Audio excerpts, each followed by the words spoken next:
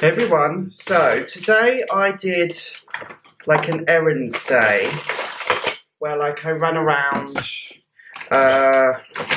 getting a few bits for the new apartment. Now, I mentioned in the last vlog that Christian's going to bring lots of stuff from Germany, so I'm kind of in a bit of a situation where there's some things that I really need for everyday life, essentials, but Christian's going to bring them, so there's no point buying new stuff when he's going to bring it, you know, in a matter of weeks. It actually got delayed because he was supposed to come with Ralphy next week, but Ralphie needs a rabies injection for his passport, and it has to be in his system for 21 days before he can travel, so it means that it's being delayed for quite a while, which is a bit of a shame. But yeah, so in the meantime, I just had to pick up a few like essential items for the home, which I'll breeze through those really quickly because they're not that exciting. But then I bought just a couple of cute bits as well, so I'll just quickly kind of show you what I bought. So I went and bought this Tupperware thing to put like my lunch in, because I want to start taking my lunch into work when I can, so that's just quite simple. Actually, I have to say I quite like that because it's got this little section for the top. Oh shit, I've just dropped it. And you can put this in for like a little bit of salad dressing and just put that there, so that was cute. So not that exciting, but super practical. And then I got this from Muji because basically I need some kind of mop to do. A lot of it's carpet in here, but there is a little bit of floor like in the kitchen, the bathroom, and then the corridor. And I bought this, but you know what? I'm going to take it back because it's like a handy mop that you can use, but I do need one on a pole. The only reason I didn't buy one is because I couldn't be bothered to walk down the road with one, but I'll probably just order one when I do like an online food shop. So that is actually going to go back next week. But whilst I was in Muji, I picked up like 1 teaspoon. So I've got like one of each. Like I've got 1 fork, 1 knife, and but I haven't got, yeah, one teaspoon, but I needed another kind of slightly bigger spoon. And I also got this as like a serving spoon that I need for now. But I have to say, I actually like the Muji stuff. It's very like basic and practical, but I don't know, I quite like the design, and I feel like I might get like a set of those, like a few, like 4 of each or whatever, for the apartment. But I just want Christian to have a look. And then yeah, bigger spoon here.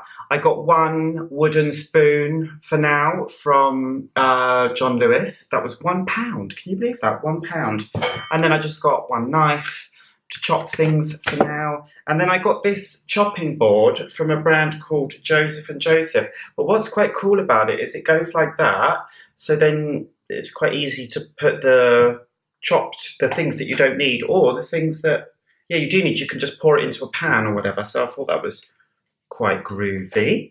And it wasn't too expensive either. But that's the boring stuff. That is the boring stuff. And then I went to this cute shop called Dalesford. It's, oh my gosh, the stuff in there is so flipping expensive.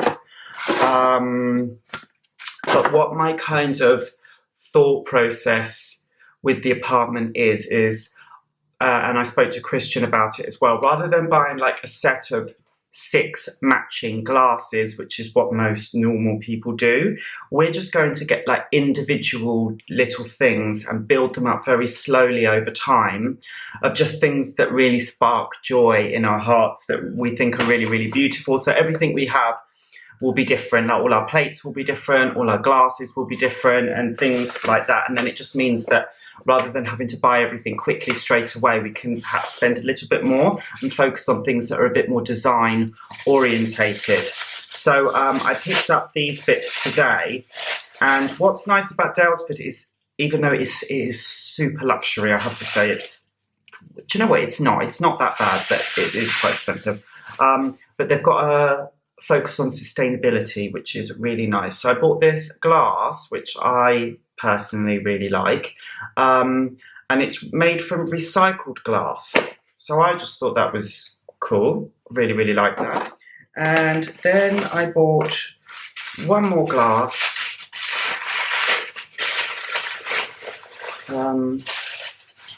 which I thought was really cute, which is this one here. I don't know if it's focusing. So you can see here, it's got like this white bit round, because I basically needed like a big glass. Like I've got one little glass here, but like at night, if I'm like having water or something, or with my meal, I like a big glass of whether it's juice or water, like a big one, and that one's too small. I have to keep refilling it. So that's that, and then I ended up buying two.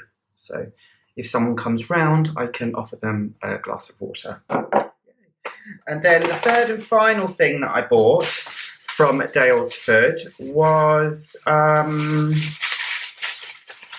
like, oh, she's wrapped this very well with sellotape. Was just a tiny little candle, because I would like a candle for the home. Candles are so expensive, like nice ones are so expensive. And this is rose. I love the smell of rose because it's comforting. I've actually never had a rose candle before though. And it comes in this little jar. So then when it's finished, the candle, then you can use it. I don't know, you could put your garlic in there, or you could put, I don't know, use it for something perhaps in the kitchen. So it's reusable, and it smells really nice. So after dinner, I am going to light that, and hopefully it will be nice. But what I just realised is I've got nothing to light a candle. I haven't got any matches, and I haven't got like a lighter either. So I'll have to go downstairs and borrow one of those from my friends. So I'm going to start with my morning skincare routine. I'm going to use a bunch of products from Glossier because I just fancy using their serums, which I use from time to time. I have to say I do really like the serums. They're just super, super mild though. So if you're looking for something a bit stronger, then these might not be for you. But if you're looking for something quite mild, well, that's more in terms of the vitamin C, to be honest, then yeah, it's not that strong. So what I will do is kind of layer up with another vitamin C on top to kind of like lock these in. So I'm going to mix a little bit of the super pure niacinamide and zinc. So I'll just do 3 drops of that, and then I will mix it with the vitamin C. So I know some people still think that you can't mix vitamin C and niacinamide, but you can, especially when it is quite a mild vitamin C, such as this one.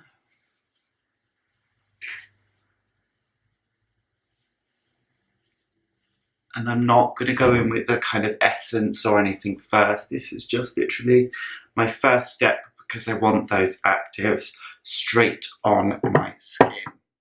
My skin's a little bit dehydrated this morning.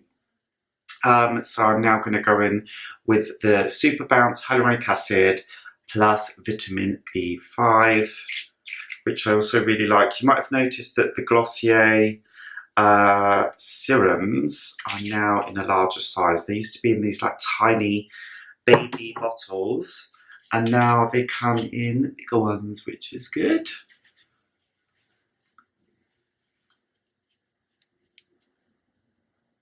I can feel the weather changing outside. It's getting like more autumnal. It's like colder, which is quite nice. I do like this time of year. I think that it gets like nice and cozy and stuff like that. But when it gets cold, I must admit I don't like it as much. But back to the skincare. Now I'm going to use the African Botanics Resurrection Eye Cream, which we've got here. So this is a vitamin C eye cream. I might have used this before in some of my other videos that you've seen. And yeah, it's quite a powerful vitamin C eye cream, I must say. Like, it's quite strong. But I do find that the African Botanics products, in terms of their actives, they are quite powerful. And this has also got diamond dust in. So what that does is it just reflects the light. I can hear my neighbour's dog barking in the background, but it's also really nice and moisturising, this, so it does help keep my under eye area hydrated. Now, yeah, no, my skin feels okay. I was just checking that it was hydrated enough, because otherwise I would literally go in with another layer of hydration, but I think that that's fine. And then to lock all of that in, I'm going to use the Medicaid C Tetra Plus Intense Lipid Lipid Vitamin C Antioxidant Serum. This is nice. This is like an oil-based formula, so it's got squalane in it, and it's also got some kind of essential oil. I can't remember which one now, but it's not like overly perfumed, so it hasn't been causing me any irritation, but you can definitely smell that there's like an essential oil in this.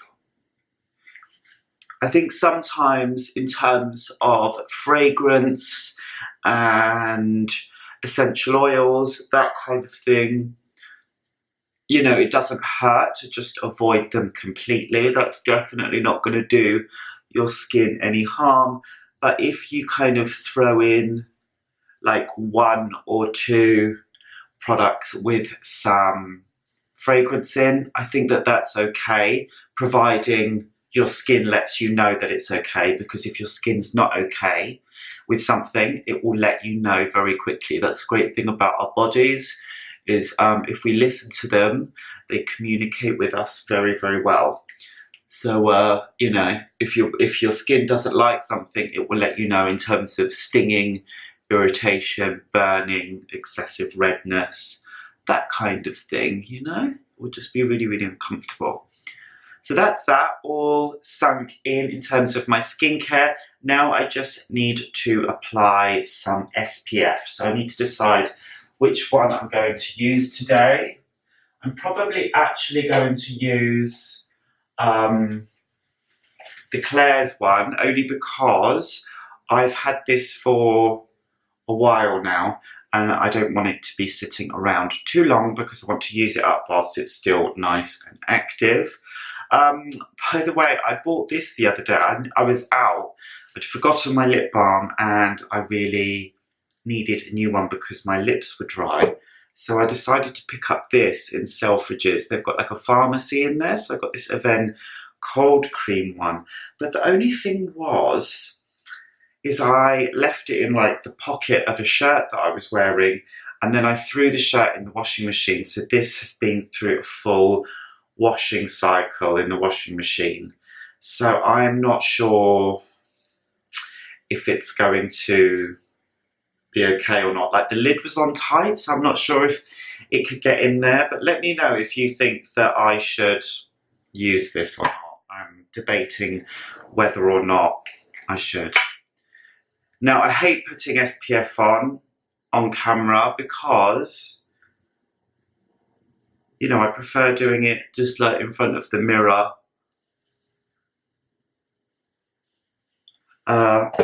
You know, just relaxed, but I'm going to go ahead and do it.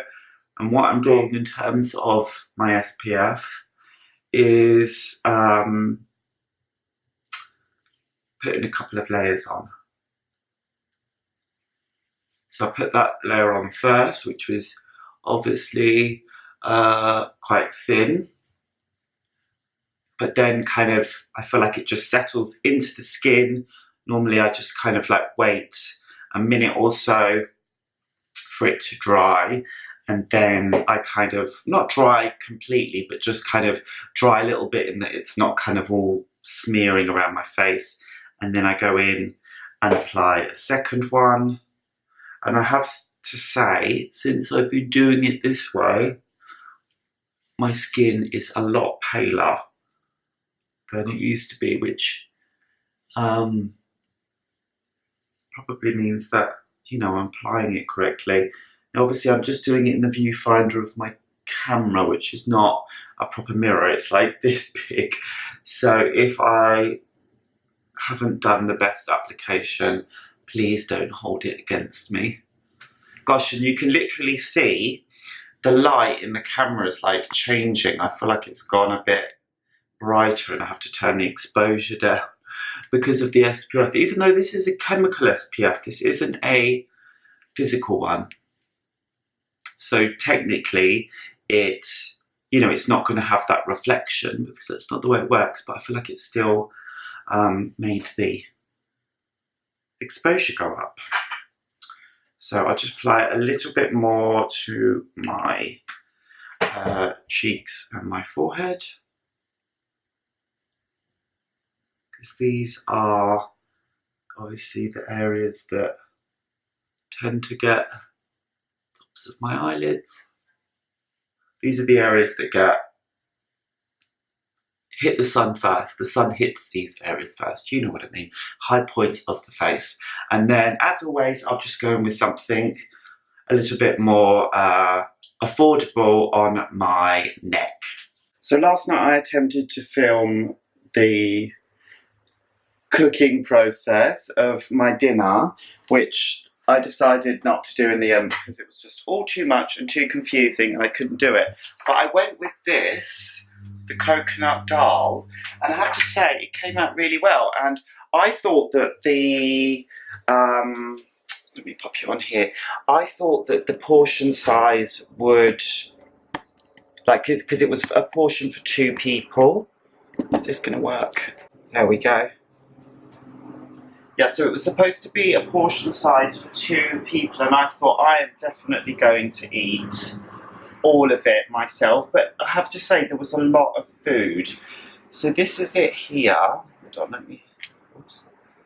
This is it here. See it focusing. And then I've got like a little bit of naan bread left, which I baked in the oven, and I'm going to take this for my lunch today, and that is like a good sized portion for my lunch. So I have to say I'm really impressed. And then I think tonight I'm going to make the prawn and chorizo spaghetti, because I want to eat the prawns first because obviously they're fresh. I don't want to wait till the end of the week to do that.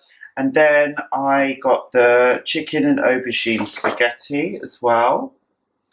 And I got the roasted veggie and lentil jumble as well. So that's good. So I had like, because the dal has lentils in, red lentils. So then tonight I'll have the pasta. Is that correct? Yeah, the spaghetti. And then tomorrow night I'll have this, because that's lentils again. So like a day in between. And then the following night I will have spaghetti again. So that's kind of like measuring it out. The camera's on a bit of a funny angle, so I probably look like I'm on a ship. But right now, I quickly need to make myself some breakfast because I'm super hungry and I need another cup of tea because I am so tired.